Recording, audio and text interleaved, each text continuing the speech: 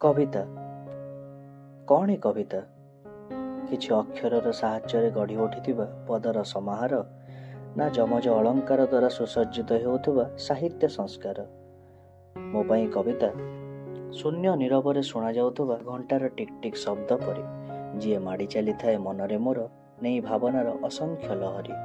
ମୋ ପାଇଁ କବିତା ଏକ ଭାବନା, ଏକ ଅନୁଭବ, ଏକ ଅନୁଭୂତି, ଯାହା ସାଥେ ବିତିଯାଏ ମୋର ସବୁଦିନ ଆଉ ମୋର ସବୁ ରାତି।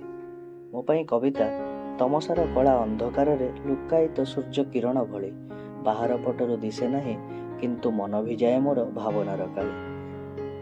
ତେଣୁ କବିତା କେବଳ ନୁହଁଇ ଅକ୍ଷର, ନୁହଁଇ କେବଳ ସାହିତ୍ୟ ସଂସ୍କାର। ମୋ ପାଇଁ କବିତା ହୃଦୟ ପଙ୍କରେ ଫୁଟିଥିବା ଏକ ଭାବନା ପୁଷ୍କର।